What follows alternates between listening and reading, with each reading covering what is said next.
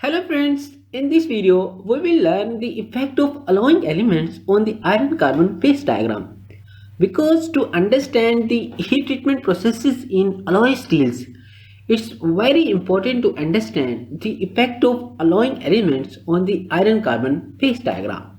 By knowing the behavior of such elements on iron-carbon diagram, it is possible to evolve suitable heat treatment cycles to obtain alloy steels with desired properties.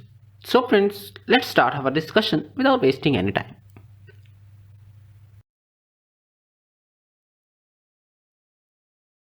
As we know, the austenite phase in the iron-carbon phase diagram is the interstitial solid solution of carbon in iron, whose crystalline structure is phase-centered cubic. This austenitic region can change its shape by the addition of alloying elements. As the alloying element is added, the austenitic region is either expanded or contracted depending on the particular solute. If the alloying elements expand the gamma field, then such elements are called austenite stabilizers.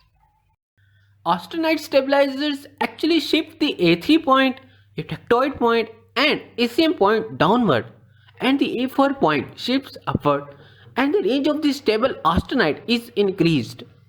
Now let us see how the austenitic region gets affected when manganese is added as an alloying element. So if we add manganese to carbon steel, it lowers the eutectoid point, A3 line and ACM line, as it can be seen from the graph that the austenitic region is expanding as we are adding more and more manganese to the carbon steel. For example, the Hadfield steel, which contains 10 to 14% of manganese and 1 to 1.4% of carbon. Actually, manganese forms carbide when added to carbon steel, but manganese can also be present in the form of a solid solution. Its microstructure consists of grains of austenite that have a face-centered cubic crystal structure, where the grain boundary consists of different carbides. Thus, large amounts of manganese addition to carbon steel causes it to stabilize the HCC austenite at room temperature. Note one more thing here. Initially, the eutectoid composition was at 0.8% carbon, but as we are adding the manganese into this carbon steel, its eutectoid composition is shifting towards less carbon content and the eutectoid temperature is also decreasing. Although the crystal structure of manganese is body-centered cubic, but it still supports the formation of face-centered cubic austenite phase. Nickel, cobalt and copper elements also fall under this category.